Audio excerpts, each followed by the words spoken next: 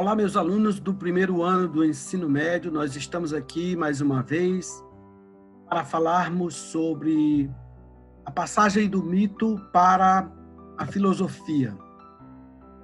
Para apresentar o que é mito, o seu conceito etimológico e como que ele acontece no contexto do mundo grego, nós fizemos aqui esse esquema que diz o seguinte: do ponto de vista etimológico, mito vem do grego mitos, que dá origem ao verbo miteu, que quer dizer conversar, falar alguma coisa. E quem conta o mito é o poeta Rapsodo. O poeta Rapsodo, ele é um escolhido pelos deuses para fazer a contagem desse mito. De maneira que o mito, ele é uma narrativa de alguma coisa. Ele é algo incontestável, porque ele tem uma origem divina no seu conteúdo. Nesse esquema aqui, nós temos algumas colocações sobre o mito e a filosofia da seguinte forma. Tudo começa com os questionamentos que o homem sempre teve sobre a natureza, sobre a realidade. Enfim, o homem sempre buscou respostas para os seus questionamentos. Nesses questionamentos, cria-se a busca por explicações da realidade.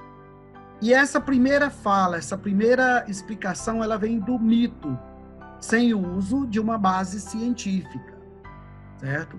Então, as explicações míticas, elas surgem, elas vão responder às dúvidas, ao espanto e à falta de resposta inicial do homem para as questões iniciais.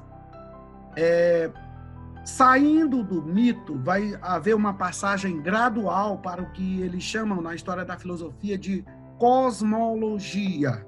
A cosmologia, que é diferente da cosmogonia, ela vai buscar uma explicação racional sobre a origem do mundo, sobre a origem da natureza. Como nós vimos na aula passada, os pré-socráticos seria ali uma tentativa de trazer uma explicação filosófica sobre a origem da natureza. E a passagem do mito à filosofia, ela se deu de maneira gradual, com o desenvolvimento de teorias filosóficas cada vez mais sofisticadas, que aos poucos afastaram os gregos da tendência mítica. Essa passagem começou com os trabalhos dos pré-socráticos, entre os quais nós destacamos aqui Tales de Mileto, Parmênides de Eleia e Heráclito de Éfeso, e passaram a abandonar as explicações míticas e adotarem explicações racionais para a natureza. Com o tempo, estes modelos de explicação foram ganhando cada vez mais adeptos, até que começa o chamado período clássico da filosofia grega, com Sócrates, Platão e Aristóteles.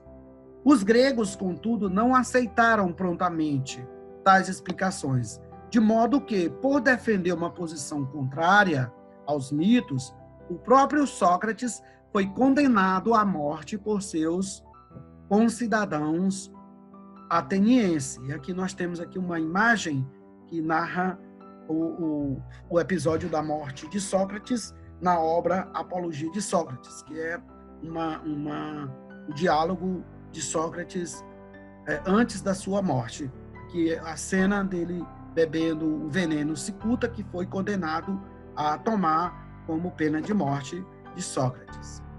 E qual a diferença entre mito e filosofia? Ora, são muito claras as diferenças. O mito, ele busca explicações através de genealogias, rivalidades ou aliança entre as divindades. A filosofia, ela exige explicação coerente, lógica e racional.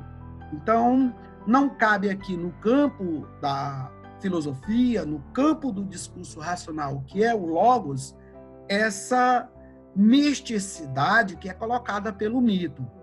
Outra diferença, no mito não há preocupação com contradições.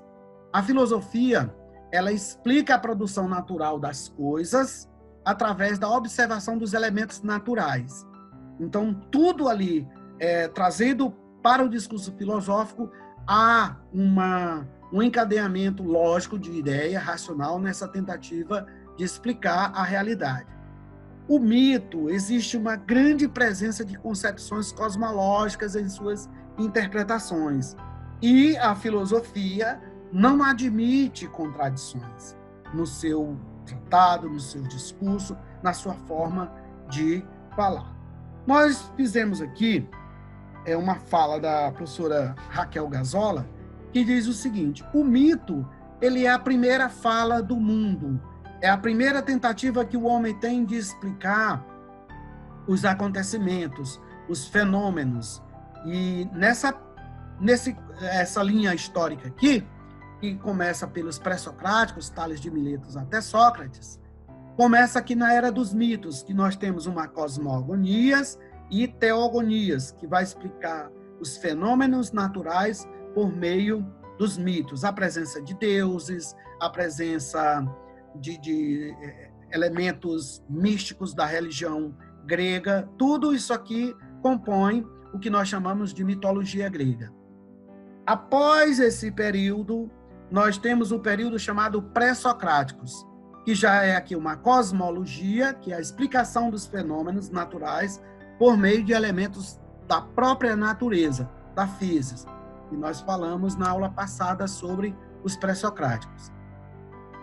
E isso aqui foi até Sócrates. E a filosofia, como a conhecemos hoje, ela trata da explicação dos fenômenos naturais baseados na racionalidade humana. Ou seja, o homem recebe e processa as informações segundo a razão, segundo sua razão, e depois explica o fenômeno.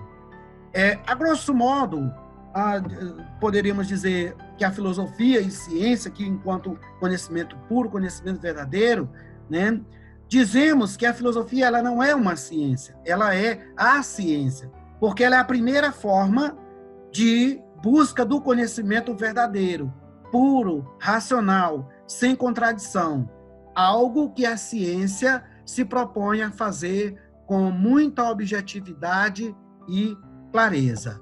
Muito obrigado a todos, o nosso abraço, fiquem com Deus, fiquem em casa estudando.